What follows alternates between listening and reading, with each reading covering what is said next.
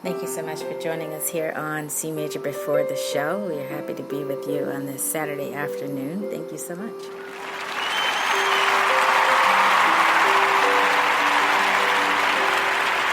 And the weather is so lovely today. The weather is really, really lovely today. It doesn't matter where you are. If you are in New Jersey, if you're in New York, if you are in Massachusetts, the weather is still beautiful today. And so our thoughts are with those who are down south who are experiencing weather that is not like ours at this time. So just know that you are in our thoughts.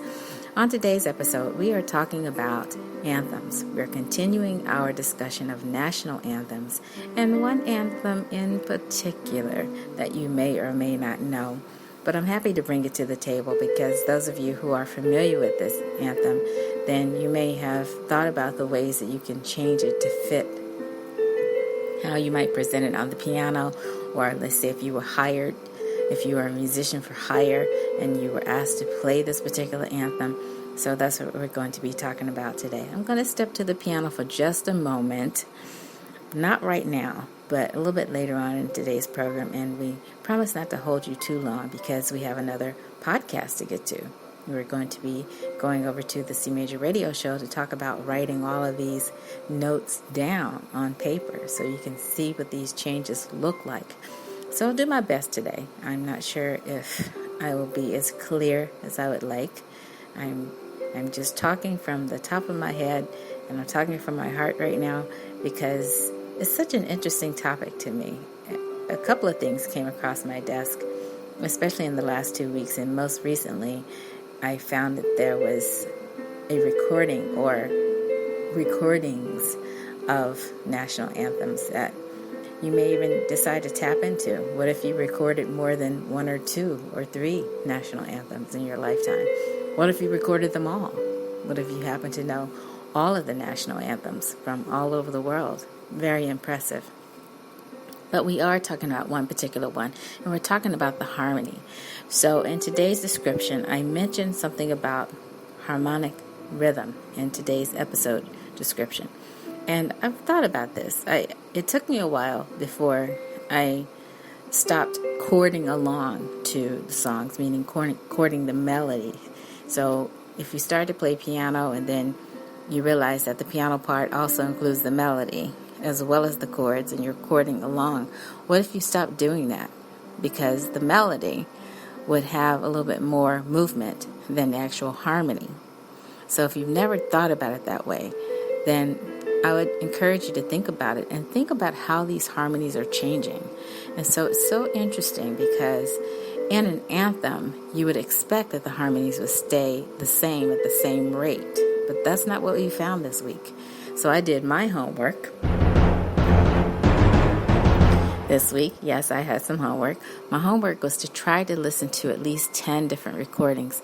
And I can say that I did it. I didn't listen to all of the recordings all the way through, but I listened to enough of them to see what they were doing. And I was very surprised that for this particular anthem that we're going to talk about today, that no one really changed the harmony that much. There were like 1 or 2 recordings that I came across where the harmony was changed almost in a way that you couldn't recognize parts of that song. If you heard parts of that song in isolation, you would think, oh, what's this? But then the melody is so strong in this particular anthem, it just gives it away. So the melodies pretty much stayed at the same rate. Now the surprising thing was the rhythms changed. Not so much the harmonic rhythms, but really I guess I'm talking about the time signature and the time values that were used were constantly changing in some of these arrangements. So for this week, I'm a little bit on the fence about the homework that I will assign because I'm thinking I want to have you start listening to songs that you like, songs that you really quote-unquote dig. And so for me, that means a lot of the music that I heard on the radio when I was growing up. And a lot of that music, believe it or not, was funk music, R&B music. And so I know right away some of the music that I will be taking a look at for next week's episode. So that's a little bit of a preview of some of the things that we will cover next week. Our Chords for All series has pretty much, it's pretty much come down to more than 12 weeks, I think. It was supposed to be about 12 weeks, and I think we are coming to that point where you can say it's going over that. But it was because we wanted to give you a softer close to the course. So I would just advise you to pick and choose the 12 weeks out of the course that you like the most, and then use that for your course design for the Chords for All series. We started off the year with parents, and we called it Piano for Parents. And the next time around, I believe I'm going to call it Chords for Parents. I keep having these conversations with family members, with friends, and I'm just finding that chords really, really work well for adult students. They just do for some reason. So Chords for Parents will probably be coming around at the top of next year for 2020. So that's a heads up for that. And then for the remainder of the year, we have 2 more series. But guess what? We're going to shorten those so that we have 8 weeks per course. But for the rest of the summer, starting at the end of July, near the end of July, the close of July, we're going to start just jumping into other topics about chords that I'm interested in, that I want to share with you, and so I hope you'll stick around for that. It should be fun. It should really be fun. I hope you're having a good day wherever you are and you are listening.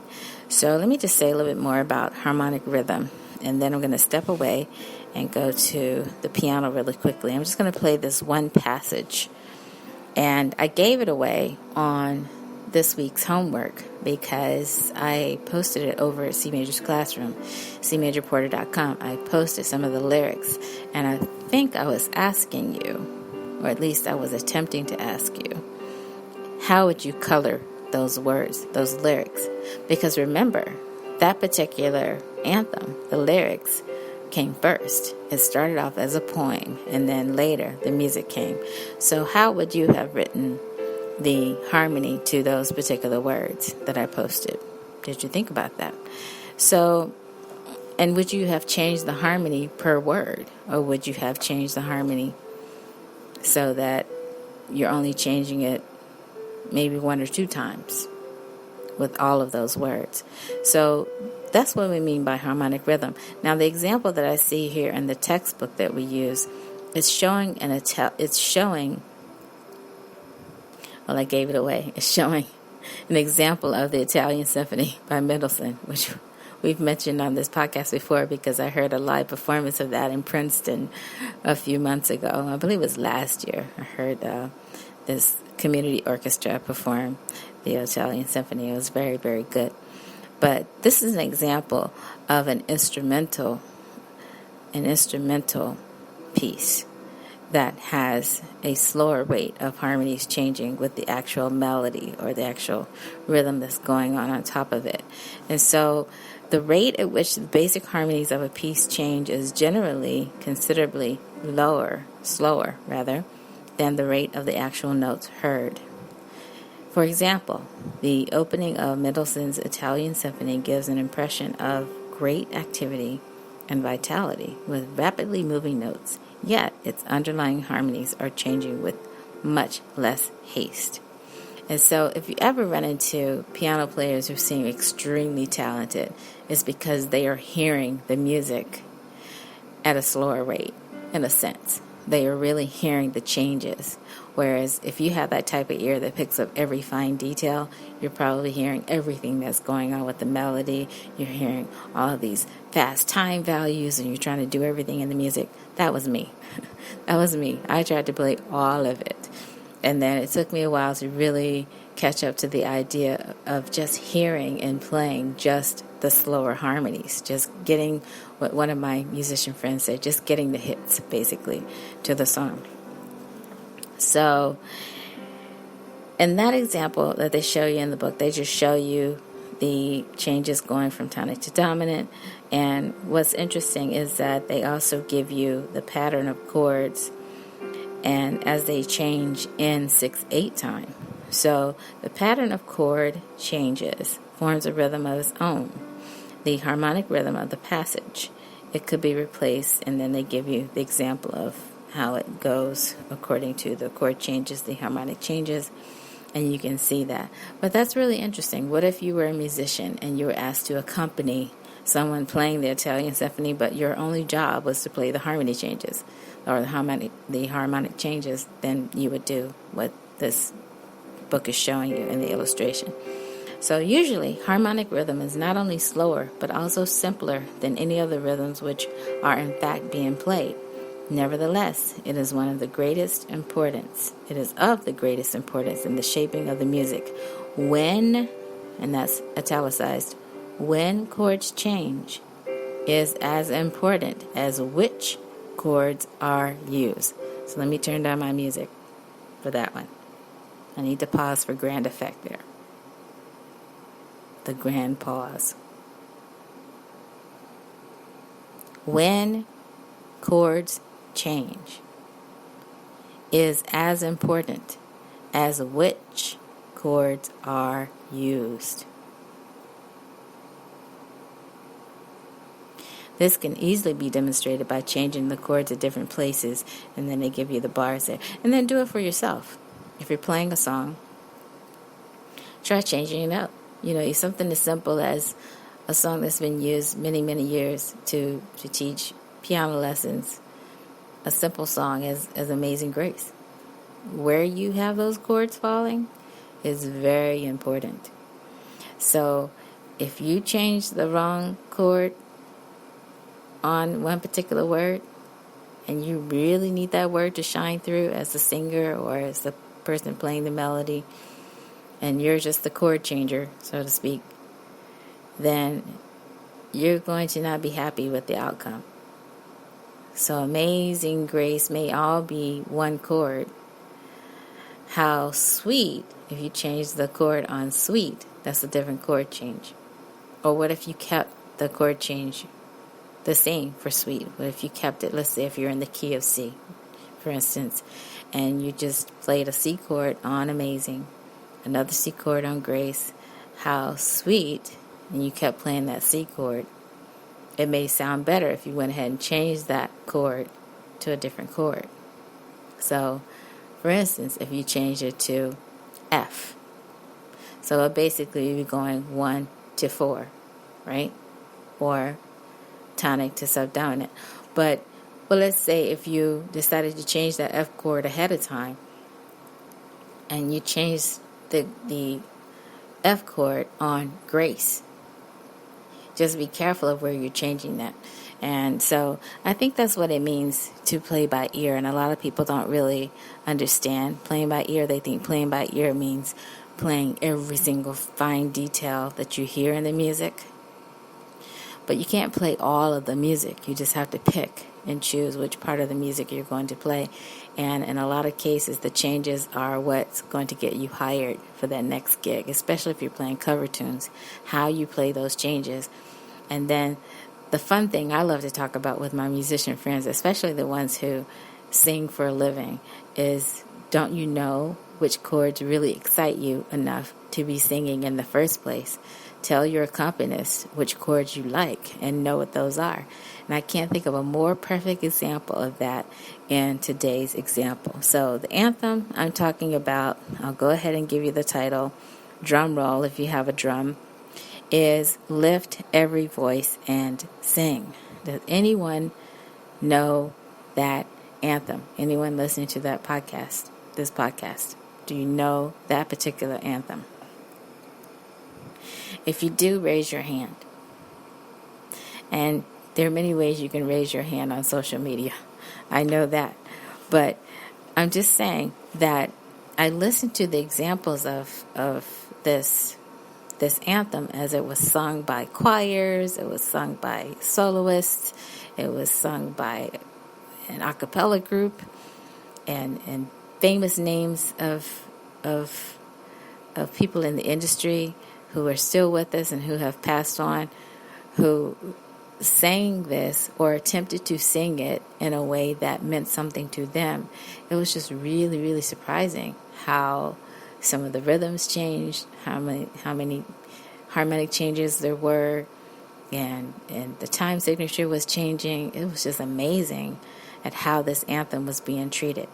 So we're going to say a little bit more about the history too, because there's a brand new book that came out, I believe it was published this year, that highlights this anthem. And I was excited about it. I was excited enough to talk with one of the musicians in my family, and we were just talking about just over the years how you were under pressure to play this particular anthem at certain parts of the year, especially as part of a service, as part of a celebration, and they asked you to play the anthem, you would play it, and then the person just said out of the blue, it was one of those songs that you never quite really got your fingers into the way you really wanted to. It was not a standard song that you would play, quote unquote, in church, for instance. And we went back and forth in a friendly way, of course, with just talking about our experience with playing this anthem. And so it's one of the few anthems that I know. I don't know that many anthems. I know at least 2 or 3 anthems, and not much more than that. But I'm finding out, as I found out this week, there's someone out there who's played a ton of anthems.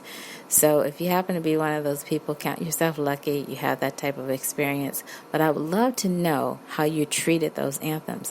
Which chord changes did you use? Did you change the key? Did you choose your own harmonies and so forth? And were you allowed to do that under the contract that you were working? Did they allow you to change the key? Did they allow you to change the harmonies? What type of harmonic rhythms did you use? What type of rhythms did you use? Did you use a different time signature? And how were you able to, quote unquote, stylize the song, especially if it was done on piano? And your tempo, which tempo did you use for these anthems? So lots of things to think about. So I'm going to turn my music back up for a moment, and I'm going to keep it playing, because what I want to do now is take just a small portion of this particular anthem.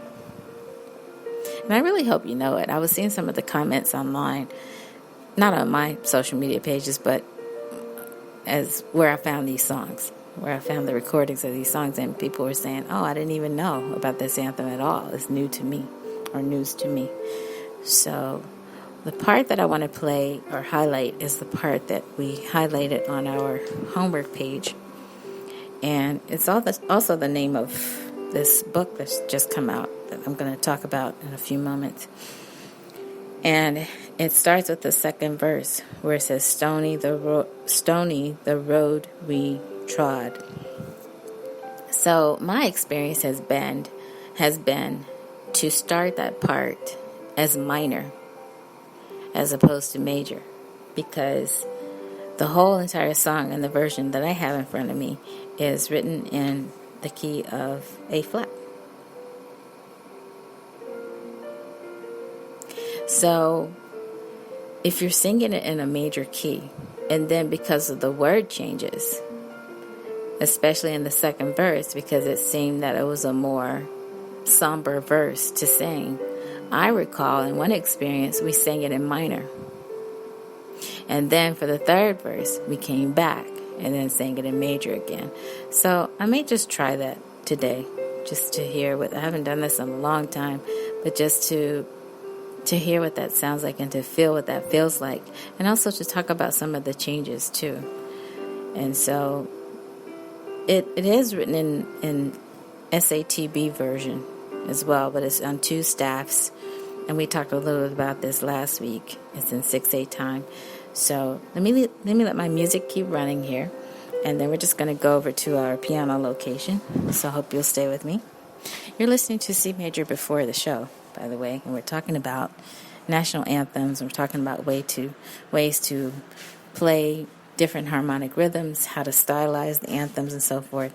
So I'm not sure if you're familiar with this particular anthem, but I introduced it, I teased it last week as Stony the Road We Trod. And the full title of the anthem is Lift Every Voice and sing. So if you look it up, let's say if you do a Google search, you're going to come across many different ways that it is being discussed online. And so we're just bringing it to your attention because it feels like it's coming up. It's been coming up for conversation a lot more these days.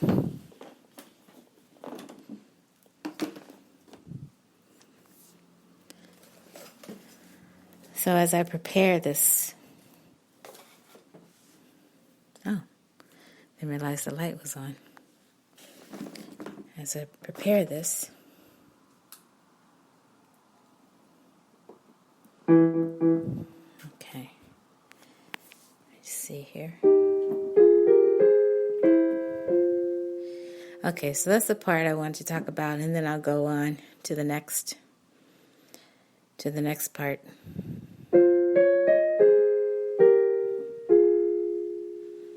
And I would separate that into two phrases. I'm not sure if when the choir that I listened to, when they were singing this or preparing this for performance or presentation, if they did it that way, or if they sung it just as one long phrase.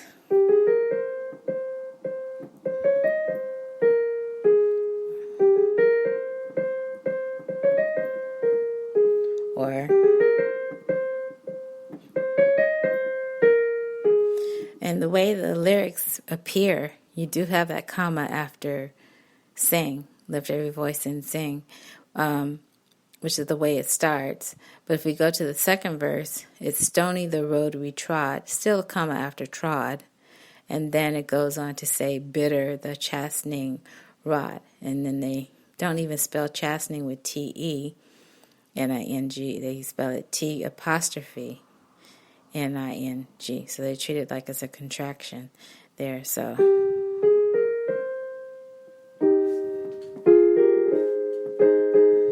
okay, so you probably want to know what that first chord is. I didn't really do an analysis on it.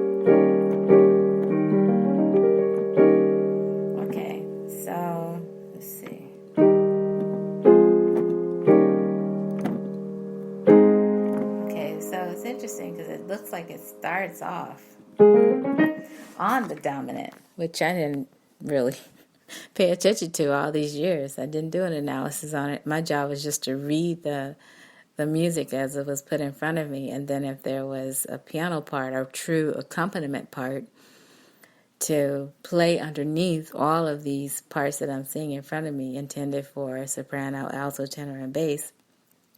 Then I would just play the accompaniment. I wouldn't even worry about what was going on here. So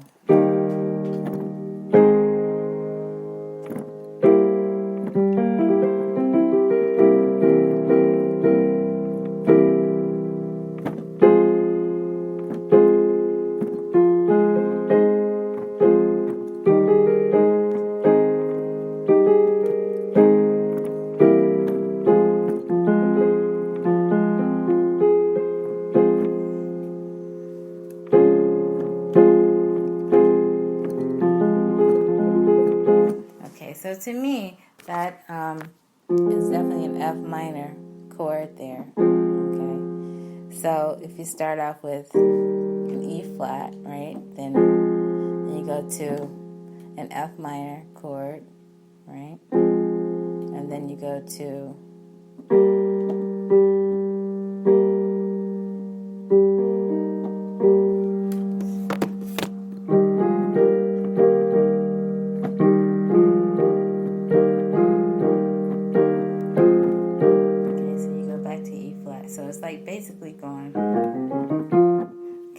basically going 5 and then 6 and then back to 5 and then finally to 1, because you are in the key of A flat. Okay, so it just, it seems that you could slow down the harmonies so you aren't chording the melody, so you don't get in the way of all that. But I never really thought how I would do it that way. If I have a chance to, I'm going to look and see if it's on our website that we usually go to find the sheet music.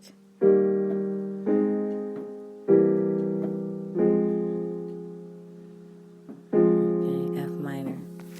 Okay, so just bear with me a minute, so I'm just...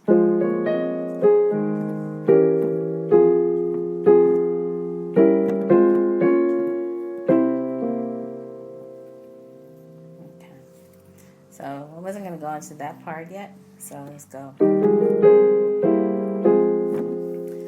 Let's see.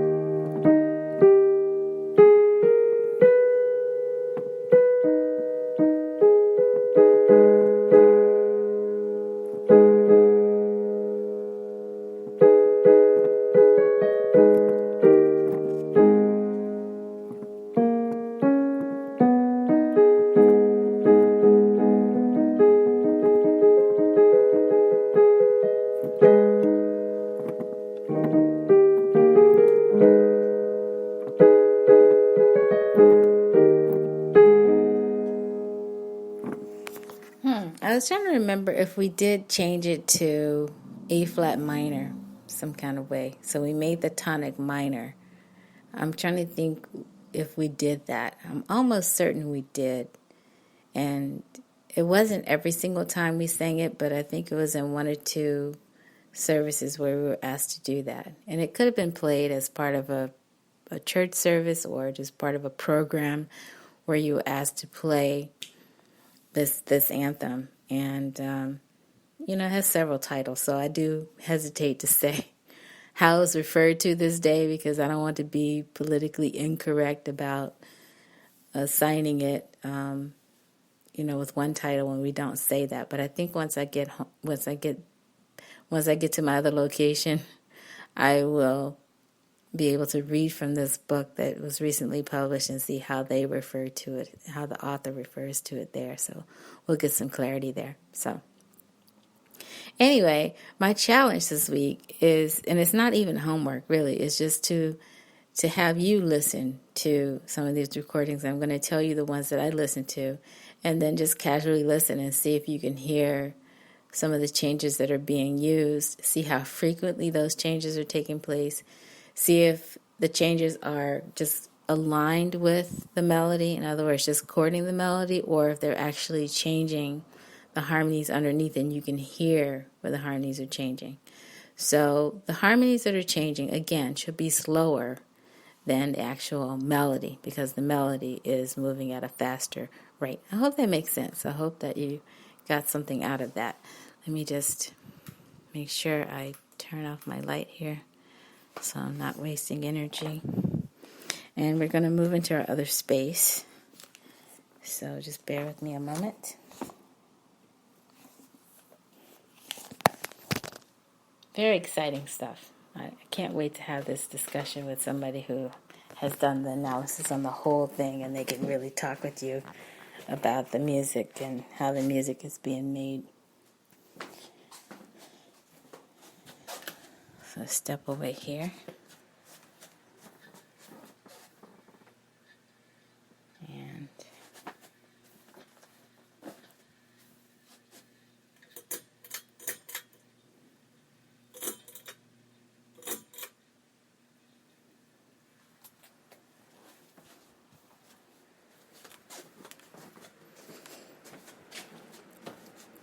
And I hope you had a really good weekend, especially if you're in the greater New York City area. I hope that your weekend has been a very nice one and that you're having a very nice summer. Thank you so much for tuning in to our program and staying with us here on CMajor before the show. And you are here with us talking about the chord changes that take place in anthems. and one particular anthem in particular. So let me turn up my music for a moment. I just need to step away and then gather some more resources, and I'll be back in a moment. You're listening to C Major Before the Show.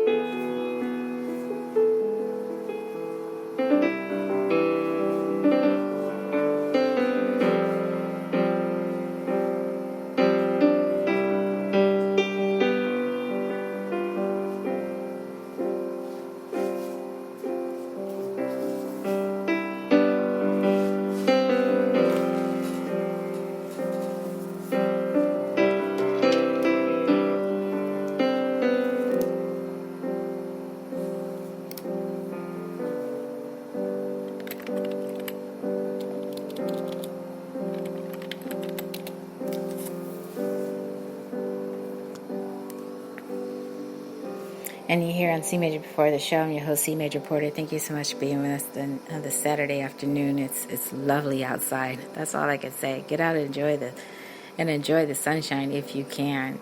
And I think it'll be to your benefit.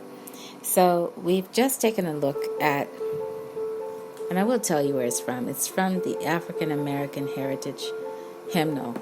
That's where we pulled it from. So it happens to show one particular version of Lift Every Voice and Sing, and it just says, if I look at the notes, it says anthem. It says anthem in capital letters, and then it gives the author's name who wrote the text, which was the poem, and then the music came later. So we're going to say a little bit more about that. So this book that I've been really interested in reading, I finally got my hands on it. I was trying to read it last week, actually, and I was interrupted. This person just kept interrupting me, having a conversation about everything under the sun but what I was trying to read about. So, the book is called Stony the Road. And what's so interesting was that, I believe it's the introduction. Let me turn here.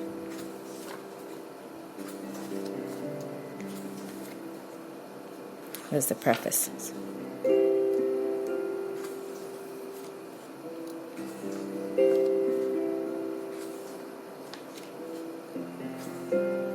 Okay, so it just says the title of this book is taken from the second verse of James Weldon Johnson's canonical poem, Lift Every Voice and Sing. And so I was a little uncertain of how it's referred to today.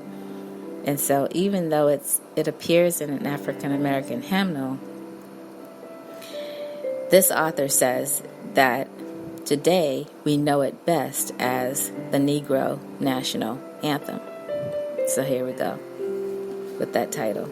And here in the 21st century, we still refer to it that way. So this is the book by Dr. Gates that I'm currently reading, and it's a very fascinating book. And I was so happy to see that he mentioned the anthem. But it just talks about the history of it and where it came from, and how the author wrote the poem to commemorate the 91st birthday of Abraham Lincoln. And then it mentions that the poem was set to music by the poet's brother, John Rosamond Johnson. And I've seen this name spelled different ways. Like in the African American hymnal, they spell it M-U-N-D. But in Dr. Gates' book, he spelled it as R-O-S-A-M-O-N-D. So, little things like that, you just never know when names were changed and information was changed, but we can say for certain they were brothers. And I did not know that, so I learned something already just from reading the preface. But because the poem constitutes the lyrics to this anthem, it is undoubtedly the most popular poem, at least its first verse, ever written by an African American poet. And then it says, read closely and you'll see its second verse is a lesson in Black history, a meditation on the history of the Negro from Reconstruction through redemption to the birth of a new Negro at the turn of the century. So, I'm sorry I'm not really a history person, meaning that I don't know as much about history as some people in my family do, and you all know who you are. But I just found it really interesting to be able to read about the history of this particular song that I have experience with. I have people in my family who've been playing this song when they were requested to do so. And so, Stony the Road We Trod was what I gave for the homework, to see how would you harmonize that. And that is the start of the second verse. My experience is that we would change the harmonies so that they would shift to minor. So just imagine you're in the key of A flat major, and then for the second verse, just to get more of the mood of the song, you change it to minor, which I don't see that in front of me. It's just one set hymn set to 6/8 time and in the key of A flat, and it stays in E flat for the remainder. And then I've even had experience where you modulate it. Now, we haven't talked about that. Are you familiar with modulation? So in the coming weeks, because that's something that I'm very interested in, I might just bring that to the table and say, since you're interested in chord changes and you might be interested in changing keys, let's talk about modulation for a bit. So I hope you'll stay with us in the coming weeks. It's going to get really interesting toward the end of the summer as we get ready to go into our next series, which I haven't announced it officially yet, but I'm very excited about it. It's a shorter series, and it's going to be intended for one group of listeners. I'm very excited about that. But it comes out of the need of that particular group. Okay, let me put this resource away. And then I was able to get a hold of one of my very favorite books.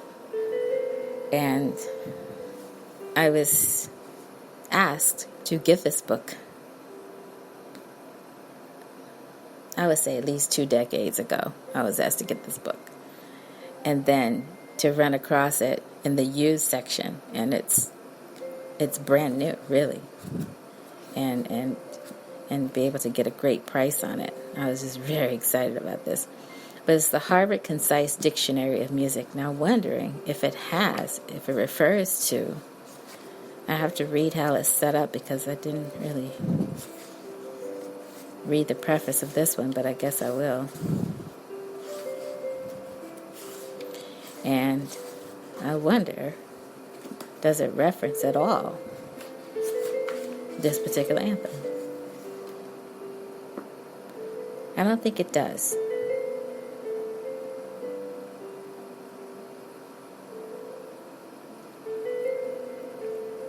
But it does contain descriptions of composers and different compositions. So I just have to find out what's included in that. But I'll keep you posted on that one.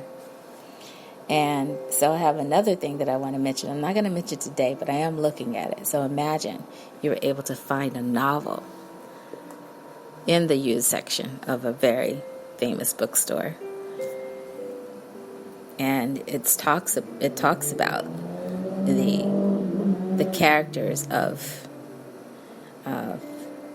this novel as being musicians, and it looks very, very good. I can't wait to jump into that one. Okay, we are going to get ready now for the CMajor radio show. But before we do, I always like to encourage you to make the best music you can make. And I just want to say a little bit about the fact that fall is coming. We're going to start our new chord series in the fall.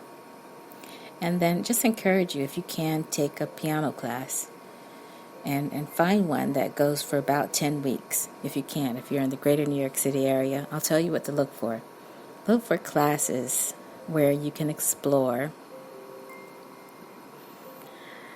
either jazz, piano, or classical piano technique. And so, if you happen to find a jazz course, then I would say look for a class that will combine the talents of working music professionals and music hobbyists of all levels. So that way you learn from each other. Just because you're a hobbyist doesn't mean you don't have a good ear and you won't be able to play what they're asking you to play. But they will ask you, and that's what we've covered here on this podcast, they will ask you to learn to read chord symbols. So if you don't know what those are, you will be lost. But just a heads up, look for a jazz course that will teach you how to play the piano by reading chord symbols. So when you see a fake book, it doesn't mean it's no good, that it's fake, and you should avoid it. They have real books too, which also show chord symbols. But if you can just learn to follow the harmonic changes and even to start to hear those, it will change your life. Really, it will. It will change the way that you're hearing. It will change your life. I was talking to a family member today, and I was saying, I have friends that have 2 doctorate degrees. They still don't know how to play the harmonic changes to Happy Birthday. And it's not funny. That's why I didn't play the laugh track. But it's surprising.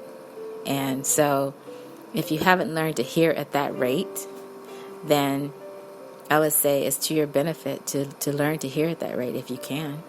I would encourage you to do that. That may be your way of making the best music you can make. So just do what you can do and be fascinated with learning if you can, and just learn all that you can. And so beginning students will learn to read chord symbols. I had a student this week who is learning to read by chord symbols, but her mother was the one who introduced chord symbols to her unknowingly, because she gave her a book and said, here, learn to play the piano on your own. And she did what she could until she decided, okay, she needs a piano teacher to help her figure out some of the things she can't figure out. And then the call came. But it could appear in a box. It could appear without a box. And so you may be asked not only just to read the chord symbols, but then start creating your own solo piano arrangements. And then you'll start to use words like lead sheet and then comp and so forth. And we've talked about a little bit of that because we gave you some blues and jazz instruction using an old textbook that I had. And so the more you go along, the more you will go on to do those complex things that we have not covered here. And intentionally, it's only so much you can do over a podcast. But if you can learn more complex chord voicings and you have the will to do so, I would encourage you to do that. And then, who knows, you may even be in a position to start working with the rhythm section. And then you can practice what you've learned on the spot. And then you don't be intimidated if you happen to be working alongside pianists who can read music. Again, I was talking with a family member about this as well, that sometimes you may feel a little out of sync with someone who can read music, and then you can't. But don't let that hold you back. Your talent is your talent, and then just go for it. So if you happen to sign up for a course where they say, okay, you know what, you need to be proficient in reading both the treble clef and the bass clef, then you may run into a problem if you don't read already. But there's good news. You can also sign up for a course where you are going to be introduced to classical piano technique. So for that course, see us over at the CMajor radio show. No, I'm just kidding. For that course, you would be required to have some basic knowledge of rhythm values or rhythmic values, such as whole note and half note and quarter note and eighth note, etc. And then you should be able to sight read at the piano in both treble and bass clefs with both hands playing together. So just know that if you went into a piano class like that, so let's say if you played a modifying instrument and then you were thrown into a class like this, you may feel a little out of sorts if you were only used to reading from one clef, and then now you have to read from both clefs. So either way, I just wanted to encourage you to think about where you're going with your music making, and stick with us here on CMajor Before the Show. We've been very, very fortunate to be with you for the time that we have, and I look forward to even more conversations with you about music making over a cup of coffee. Of course, you have your own cup of coffee and we have our coffee over here, but bring it to the table. One of the few places where you can do that and you won't be afraid to spill anything, because we're not in an actual classroom. This is our virtual classroom. Join us next week right here on CMajor Before the Show. We will talk with you about some of CMajor's, that's me talking in third person, some of CMajor's favorite R&B and funk inspired soul music, maybe. So just some songs that I listen to, and I really like the way it sounds, but I had to make myself understand what those sounds were in terms of chords. I'm going to be bringing those to the table next week. Hopefully next week I'm going to bring those to the table, and then I'll give you a promo as well to kind of whet your appetite, so to speak. W-A-G-T, whet your appetite. So it's been fun to be with you today. I hope you got something out of today's podcast episode. Thank you for joining us. Have a wonderful afternoon. Have a wonderful evening and a lovely weekend. I'll see you next week. Take care.